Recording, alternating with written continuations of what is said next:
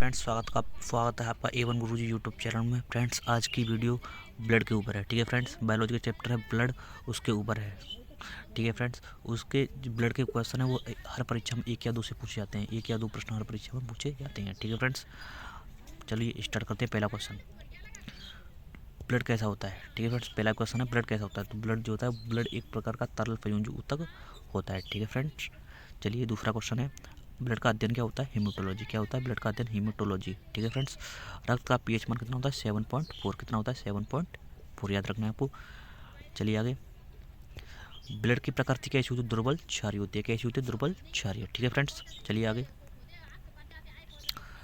5वां नंबर का क्वेश्चन है, ब्लड की मात्रा हमारे शरीर में कितनी 5 से 6 लीटर होती है। कितनी 5 से 6 लीटर। ठीक है, अब महिला में आधा लीटर खून कम पाया जाता है। हमारी पुरुषों की मात्रा महिला में आधा लीटर ब्लड जो है कम पाया जाता है। ठीक है, चलिए आगे, किसी व्यक्ति में ब्लड की मात्रा जो होती है वो 7 से 8% होती है। कुल भार का कितना होती है 7 से 8%।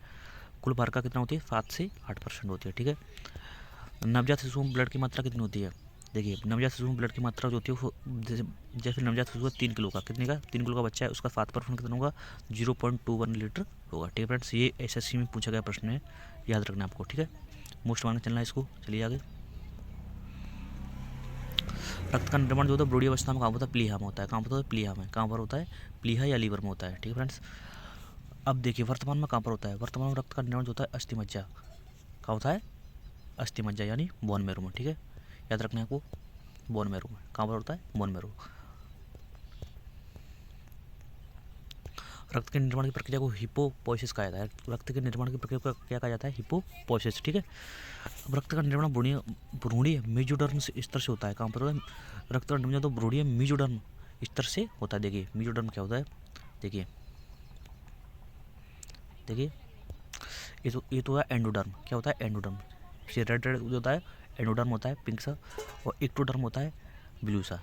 ठीक है, और मेजोडर्म होता है यहाँ पर होता है। ठीक है, याद रखना है आपको, मेजोडर्म कहाँ होता है, यहाँ। ठीक है, आगे देखिए, रक्त में 55% प्लाज्मा पाया जाता है। कितने परसेंट, 55%। ठीक है, कितने परसेंट हो गया 55%। ठीक है, रक्त में 45% कार्पल्स कणिकाएं पाई जाती हैं। रक्त में 45% क्या पाते हैं, कार्पल्स कणिकाएं। अब ये कार्पल्स कणिकाएं होती क्या है, देखिए आरबीसी है, डब्ल्यूबीसी है, प्लेटलेट्स है। ठीक है, अब देखिए आगे,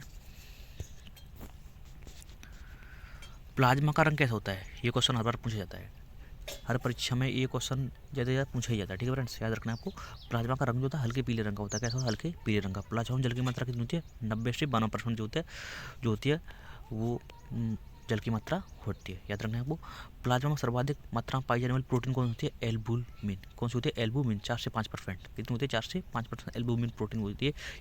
याद रखना है आपको, प्लाज्मा में सर्वाधिक मात्रा में पाई जाने वाली प्रोटीन कौन सी होती है, एल्बुमिन। ठीक है, चलिए देखिए, रक्त का थक्का बनाने वाली कौन सी प्रोटीन फायदा करती है। रक्त का थक्का जो बनाती है वो कौन सी प्रोटीन फायदा करती है, प्रोथ्रोम्बिन और फाइब्रोनोजन। ये 2 प्रोटीन है, प्रोथ्रोम्बिन और फाइब्रोनोजन, याद रखना है आपको।